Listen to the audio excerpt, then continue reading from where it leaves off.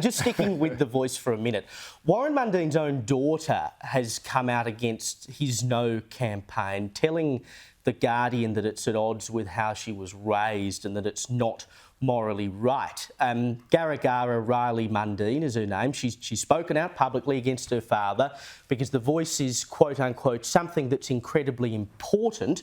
And she said her father's opposition was hurtful and fear-based and hard to hear. Now, she goes on to tell The Guardian that she doesn't have much of a relationship with her father, and she's not spoken to him privately about this. I mean, Andrew, if I've got beef with my dad, I'm going to pick up the phone to him. I'm not going to rush off to The Guardian or some other publication to tell them that I don't like what he's doing. If you haven't got much of a relationship with your dad, why don't you pick up the phone and do something about it?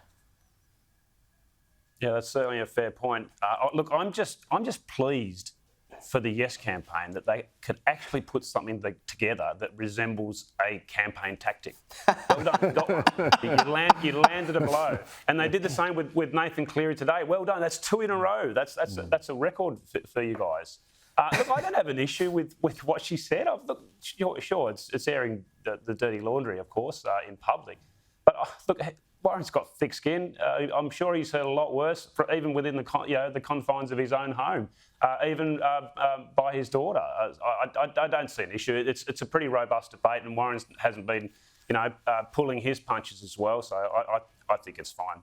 Well, as I said earlier, Joe, if Nathan Cleary can deliver the Yes campaign over the line, it will be just as extraordinary as how he delivered the Panthers over the line last night. Right now, he's our best hope. I know, but is it really necessary to air dirty laundry like this? Yeah, I get she's making a point, but wouldn't you at least give him a buzz first and say, Dad, I know we haven't spoken for 5 years, but I'm going to make a public statement about this? Obviously the relationship is very troubled. I have a pretty troubled relationship with my own father, who's now died. But so I think we don't know what's going on. We don't know what the background is. I think it's pretty obvious, and everyone knows it's a matter of public record, that Warren Mundine has gone from the sort of broadly the left side of politics, or the sensible side of the Labor Party at least, and then now obviously is tied up with the Liberal Party. So the fact that his views have changed is no secret. I think she has every right to say this. Whether it's good for the Yes campaign or bad for the No campaign, I don't know. To me, it strikes me as just a little bit sad. And again, we've seen, Warren's views have been surprising and conflicted on a number of issues. He's come out saying he supports changing the date of Australia Day. He's come out saying he supports treaties, but he doesn't support a voice for some reason. So, there's a fair bit of, as much as I always take the rap for the Yes campaign not always being particularly disciplined, if you actually look at what the No campaign is for rather than just what it's against, it's a sack of cats. Well, let's talk about something I think we'd all be against. That's Meghan Markle, the Duchess of Sussex.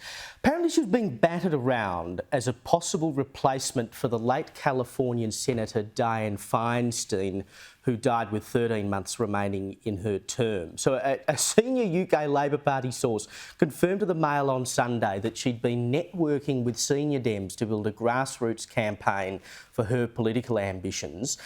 She even had a Zoom call for an hour with Governor Gavin Newsom. Now, thank God, in the end, they went with someone else, a Democratic strategist, former advisor to Kamala Harris, which, Is that really better?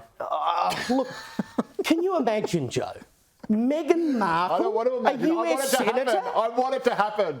Why? For the headlines. Exactly. It's the same reason you want to see Donald Trump happen. You want to see what happens next. We've already screwed the country. We're already going to have World War III with China. Putin's already invading Ukraine, and the Republicans aren't doing anything about it. The whole joint's screwed. We might as well get some entertainment out of it. I mean, can you imagine, Andrew? I mean, it's a long-running thing that the royal family has nothing to do with politics.